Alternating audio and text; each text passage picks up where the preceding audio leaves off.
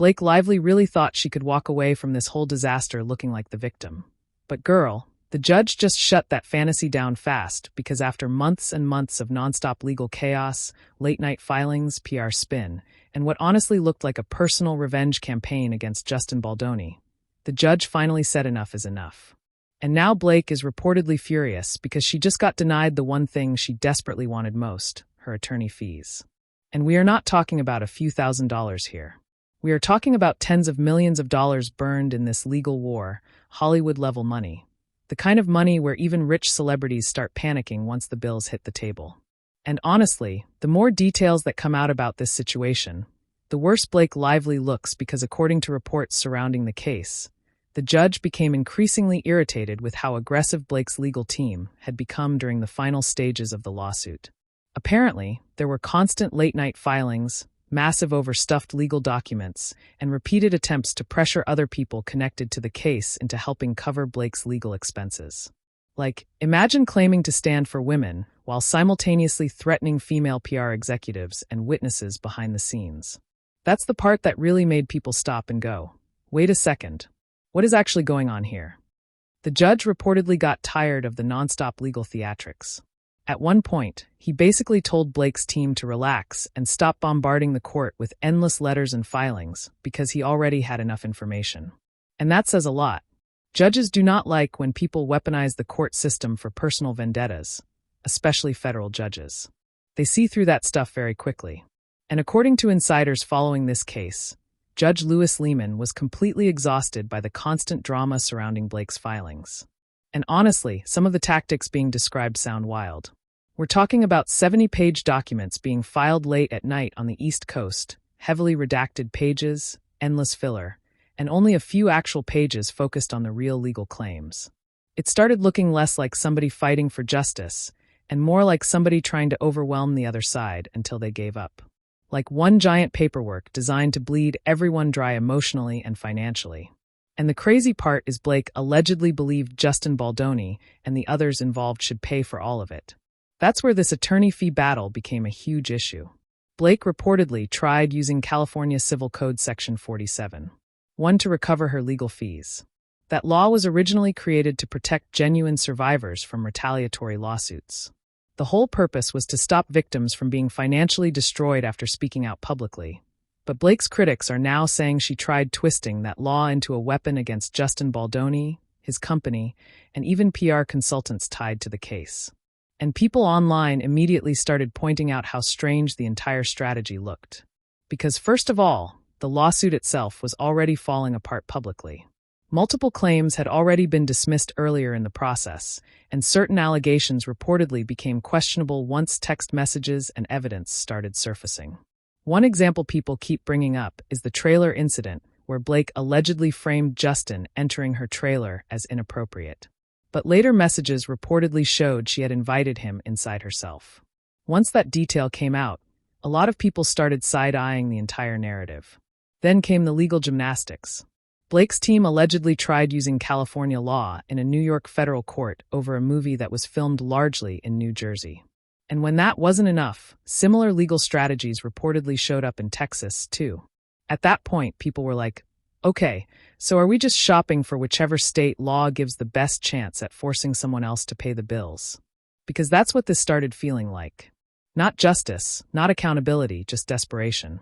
And meanwhile, Justin Baldoni wasn't exactly backing down quietly either. That's what makes this whole thing even crazier. Usually, independent filmmakers or smaller Hollywood players would crumble under this kind of pressure from two massive celebrities like Blake Lively and Ryan Reynolds. But Justin stayed in the fight, and apparently, that shocked a lot of people in the industry. Because remember, this was not just Blake. Ryan Reynolds was heavily involved, too.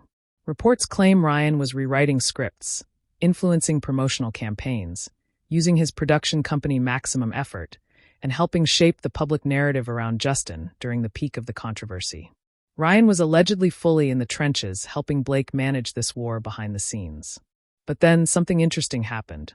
The moment the public narrative started turning, Ryan suddenly disappeared, and people noticed immediately.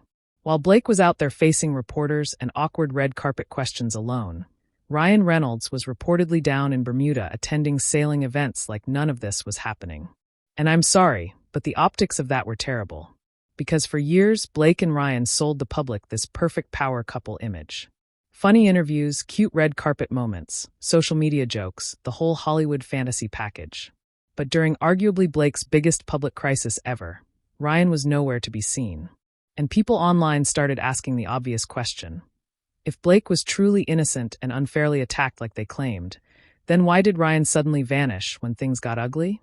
Ryan Reynolds disappearing at the worst possible moment honestly became one of the biggest conversation points around this entire mess.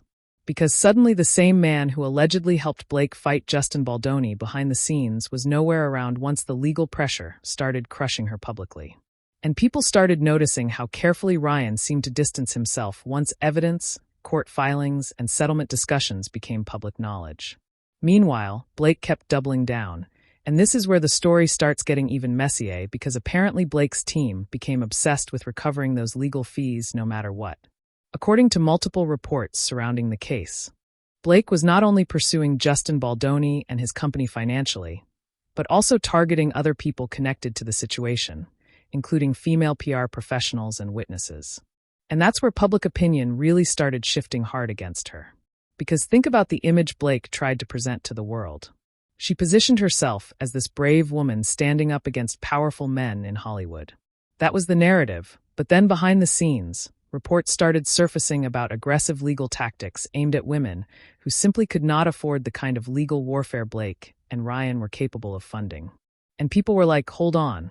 Something about this does not match the public image at all. The judge reportedly noticed that, too. At one point, insiders claim the court became visibly irritated with the constant pressure tactics being used throughout the litigation process.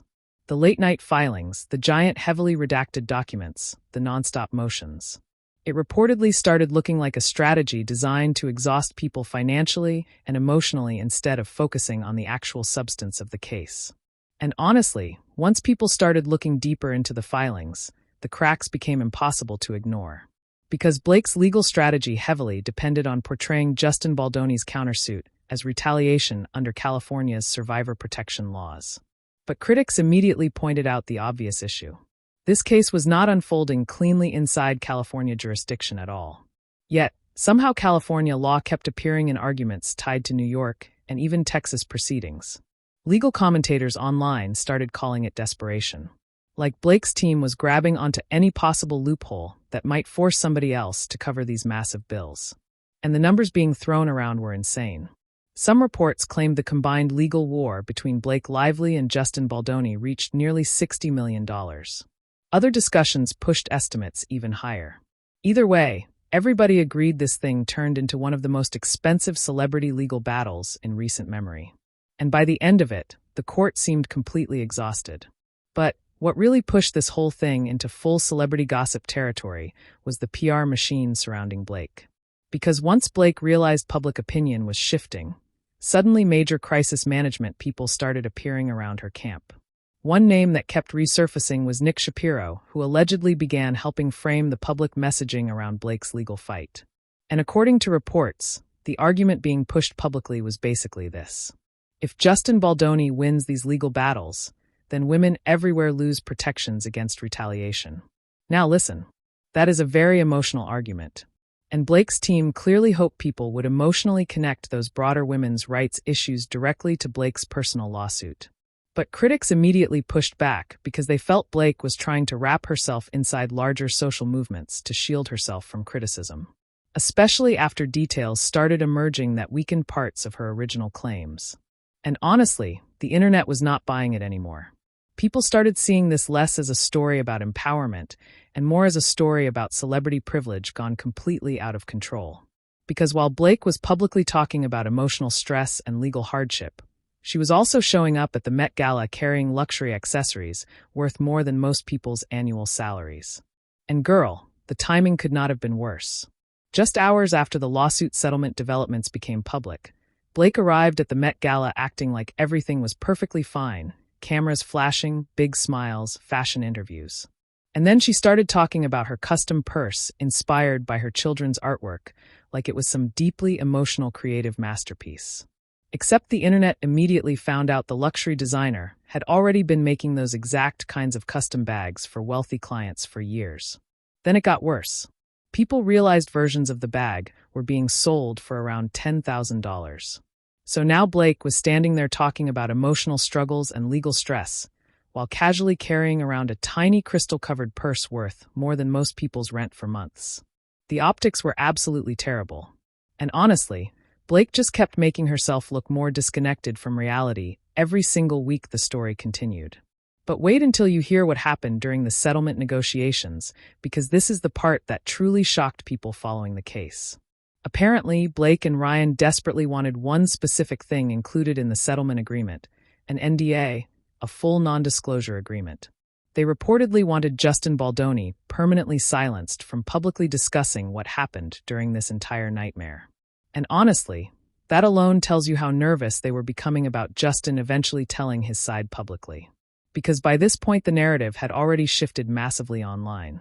But Justin Baldoni and his wife Emily reportedly refused completely.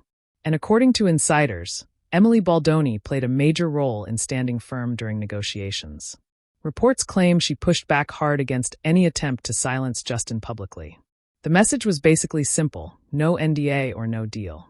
And honestly, that might have been the moment Blake Lively realized she had completely lost control of the situation.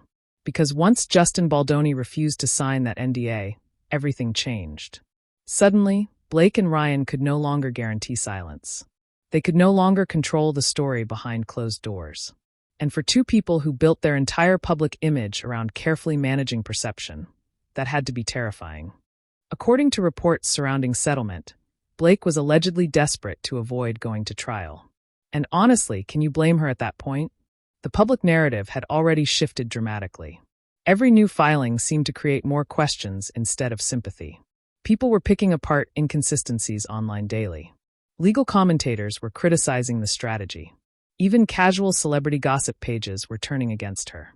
And the thing is, once discovery starts fully unfolding in high-profile cases like this, it becomes dangerous for everyone involved.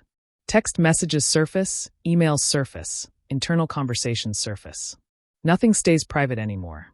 That is exactly why so many celebrity lawsuits settle before trial. Because once everything becomes public record, there is no undo button. So, eventually Blake agreed to settle.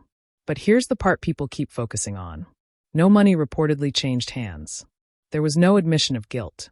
And most importantly, Justin Baldoni walked away without being silenced. No gag order, no permanent restrictions. Nothing stopping him from speaking publicly later if he wants to. And apparently, Hollywood insiders already believe Justin is preparing for exactly that. Because now there are rumors everywhere about possible interviews, documentaries, streaming deals, even book offers. Some reports claim Justin Baldoni could receive millions for a full tell-all project about everything that allegedly happened behind the scenes during It Ends With Us and the legal war afterward. And honestly, people would absolutely watch it. This entire scandal became one of the most bizarre Hollywood public implosions in recent memory. Especially because it exposed how brutal celebrity PR campaigns can allegedly become once reputations are threatened. And Justin's supporters believe that is exactly what happened to him. They think Blake and Ryan used every ounce of celebrity influence they had to crush him publicly before evidence could even properly come out. They point to media narratives, coordinated PR messaging, social pressure campaigns, and celebrity connections all moving against Justin almost immediately after accusations surfaced. Which brings us to one of the weirdest parts of this entire story, Vital Voices. Now, this situation genuinely shocked a lot of people because Vital Voices is supposed to be a respected nonprofit organization focused on women's empowerment and advocacy. Justin Baldoni had reportedly received an award from them recognizing his work supporting women and girls. It was a major public honor. But then almost immediately after Blake filed her legal complaint, the organization publicly revoked Justin's award. And people started connecting dots very quickly because Blake Lively reportedly followed the organization publicly online, and critics began speculating that powerful Hollywood connections may have influenced the timing of everything. Now, obviously, nobody can prove private conversations happened behind closed doors, but online discussions exploded over how perfectly timed the whole thing looked. Justin gets honored publicly, allegations suddenly explode, the award gets revoked, and his reputation takes a massive hit overnight. To many people following the story, it started looking less like coincidence and more like a coordinated humiliation campaign. And honestly, that's the kind of stuff that makes the public deeply uncomfortable. Because once charities, media outlets, PR firms, celebrity friendships, and legal pressure all start overlapping together, regular people begin feeling like the system itself is rigged for wealthy celebrities. Meanwhile, Blake kept making public appearances that only seemed to worsen her image. The Met Gala situation, especially, became symbolic of everything critics disliked about her during this controversy. Because while average people were hearing about enormous legal costs and emotional suffering, Blake was out there promoting luxury fashion, discussing custom accessories inspired by her children, and walking red carpets like nothing had happened. And the internet absolutely dragged her for it. People called it tone-deaf, out-of-touch privileged. Some even said Blake seemed completely unable to understand how normal people viewed this entire situation anymore. Because while she was allegedly trying to force other people to cover legal bills, she was simultaneously carrying luxury items worth thousands and presenting herself as some struggling victim. The contrast was brutal. And then there's Colleen Hoover. Honestly, this part of the story became really sad because Colleen Hoover got pulled into the fallout whether she wanted to or not. When Justin Baldoni acquired the rights to It Ends With Us, he reportedly worked closely with Colleen and involved her heavily in the process. By all accounts, he respected the source material deeply. But once Blake entered the picture and tension started building behind the scenes, fans noticed Colleen appeared to shift publicly toward Blake's side. She unfollowed Justin online, posted supportive things about Blake, and stayed silent while Justin faced massive backlash publicly. And that decision backfired badly, because now a huge chunk of readers blame Colleen for abandoning Justin too quickly before all the evidence surfaced. Fans accuse her of getting swept up in Hollywood celebrity culture and choosing status over loyalty. Whether that's fair or not, her reputation definitely took a hit from this entire mess. And honestly, that's the craziest part about this whole scandal. Almost everybody involved walked away damaged somehow. Blake Lively's carefully crafted image took a massive hit. Ryan Reynolds suddenly looks suspiciously absent whenever things become difficult. Colleen Hoover upset part of her audience. Hollywood PR culture got exposed in ugly ways. And Justin Baldoni, the guy many people originally assumed was finished, somehow walked away with public sympathy growing around him instead. That is not the ending Blake Lively expected at all.